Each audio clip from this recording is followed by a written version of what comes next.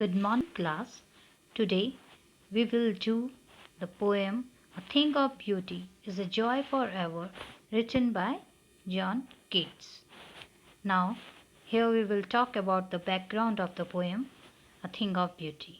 It is based on Greek mythology about a shepherd named Endymion, his quest for his love Diana, and how in his quest he falls in love with an earthly maiden who later turns out to be Diana herself.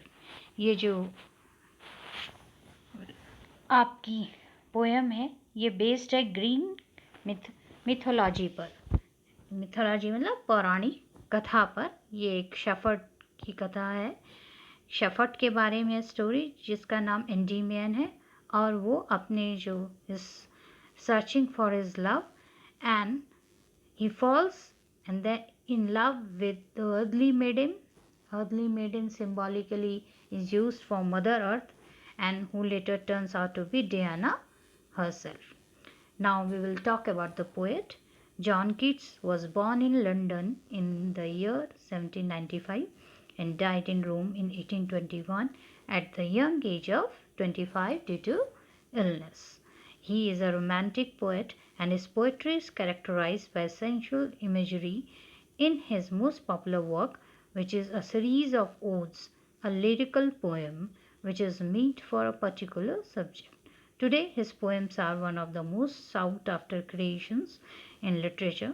The above given poetry is an excerpt from his poem Endymion, a poetic romance written in 1818, considered to be an epic poem. तो he was John Keats का जन्म कब हुआ था? 1795 में हुआ था और उनकी डेथ 1825 में बहुत ही यंग एज में 25 इयर्स की एज में हो जाती है बीमारी की वजह से। वो एक रोमांटिक पोएट थे और जो उनके वर्क में सेंसुअल इमेजरी जो है वो काफ़ी देखने को मिलती है। उन्होंने जो अपनी पोएम्स लिखी थी जिसको सीरीज़ ऑफ वोट्स के नाम से जाना जाता है और जो उनका काम है वो इंग्लिश लिटरेचर में उसकी बहुत इम्पोर्टेंस है। और द अबव गिवन पोएम जो है ये एक उसमें से लिया गया एक पार्ट है। एंडीमियन पोएम है उनकी और उसमें से ये जो पार्ट है अ थिंग ऑफ ब्यूटी उसी में से लिया गया है। एक पोएटिक रोमांस है जो कि एक एपिक पोएम है। Now we will talk about the poem.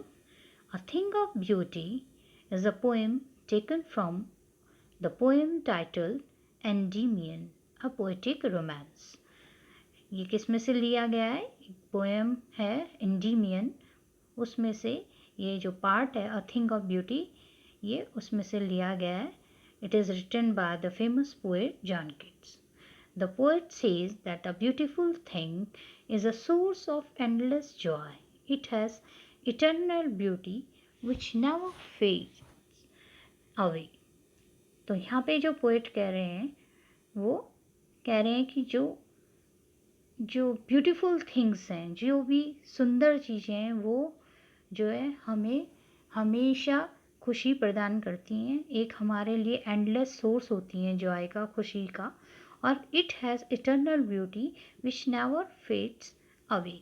और उसकी जो इटर्नल एवर लास्टिंग जो ब्यूटी है वो कभी भी ख़त्म नहीं होती।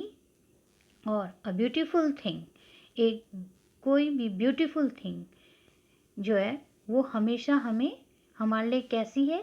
जैसे एक शेडी शेल्टर, एक जो छाँव होती है जब कोई भरी दोपहरी में चलता है और थोड़ी देर फिर पेड़ की छाँव के नीचे बैठता है और वहाँ बैठ के जो उसको सुकून और महसूस होता है और अच्छा लगता है।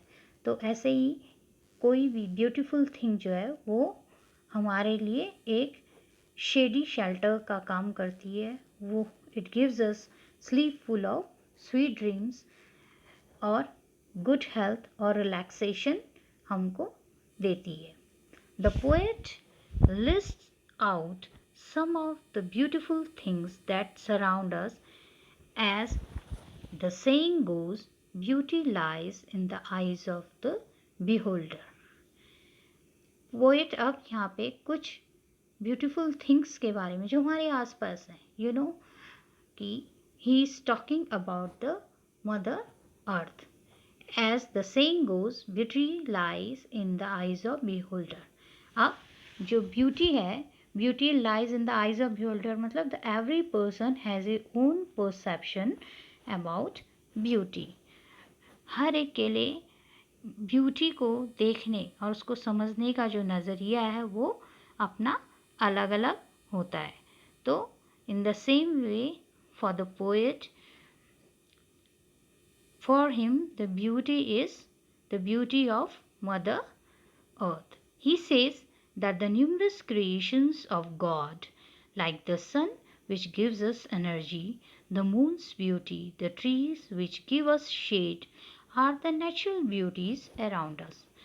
He is talking about the beauty of Mother Earth, the beauty of nature, the beauty which God has gifted us. तो he says that जो भगवान हैं उन्होंने उनकी बहुत सारी रचनाएं हैं, बहुत सारी क्रिएशंस हैं, जैसे कि सन है जो हमको एनर्जी देता है, मून है जो हमको कूलनेस देता है, जो उसकी सुंदरता है उससे उसे देख के हमको अच्छा फील होता है, ट्रीज़ जो है हमको शेड देते हैं.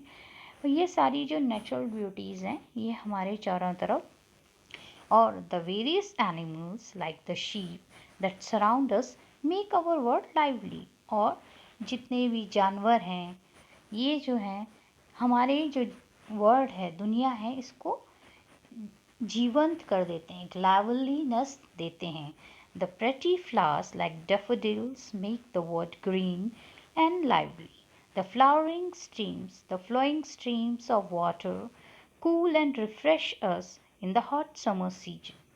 अब जो सुंदर डैफोडिल्स के जो फ्लावर हैं with yellow flowers and green leaves, तो ये जो है हमारी जो लाइफ है इसको लाइवली बना देते हैं. और जो बहती हुई नदियां हैं, पानी है, ये हॉट समर सीज़न में हमको रिफ़्रेशमेंट देते हैं, रिफ़्रेश करते हैं. The forest which are full of pretty musk rose flowers. और जो जंगल हैं जहाँ जो गुलाब के, जंगली गुलाब के जो फूल हैं जिनसे बहुत अच्छी खुशबू जो आती है वो हमारी आँखों को बहुत अच्छा महसूस कराते हैं, हमको उनको देख के बहुत अच्छा लगता है. All these are the things of beauty. ये सारी चीज़ें जो हैं ये according to poet are the things of beauty. Also the stories of the brave soldiers who laid their lives to protect their people. और यही नहीं, साथ में उन सोल्जर्स की, उन योद्धाओं की कहानियाँ जिन्होंने अपना जीवन जो है अपने लोगों का लिए समर्पित कर दिया, आर ब्यूटीफुल. वो भी ब्यूटीफुल है और इंस्पायरिंग है, जिससे हमें प्रेरणा मिलती है. These beautiful things are like a fountain of immortality bestowed upon us by God. ये जितनी भी सुंदर चीज़ें हैं हमारे आसपास, ये एक तरह से इमॉर्टलिटी का, इमॉर्टलिटी मतलब things which will never die. तो एक like a, these are like a fountain. Fountain जानते हैं ना, फुवारा. तो it is like a fountain of immortality which is given to us, which is showered upon us by God. They inspire us to live on and maintain our faith. और इन सब से जो है हमको इंस्पिरेशन मिलती है कि, और हमारा विश्वास बढ़ता है अच्छाई पर, अच्छी चीज़ों पर. Our attachments to the earthly things are like flowery wreath. They are traps which bind us to the materialistic things and keep us away from the eternal happiness. Our attachment to the earthly things are like a flowery wreaths. Flowery wreaths मतलब जैसे हम जो माला बुनते हैं, वो हमारा जो earthly चीज़ों के साथ जो हमारा अटैचमेंट है वो इसी तरह से है. They are traps which bind us to the materialistic. ये जो ट्रैप्स हैं ये हमको जो मटेरियलिस्टिक थिंग्स हैं उनके साथ जो है जोड़ के रखते हैं। And keep us away from eternal, और हमको ये जो दुनिया के जो ये अटैचमेंट्स हैं, ये हमको जो नेचर है इटर्नल, जो असली खुशी है, इटर्नल हैप्पीनेस है, उससे दूर रखते हैं। The earth is full of hatred, grid and negativity. जो अर्थ है वो एक दूसरे से नफ़रत से भरी है, ग्रीड से, लालच से भरी है, नेगेटिविटी से भरी है, गलत सोच से भरी है। According to the poet, the gloom and sadness caused by this negativity fades away with the positive vibes of the beautiful things that surrounds us।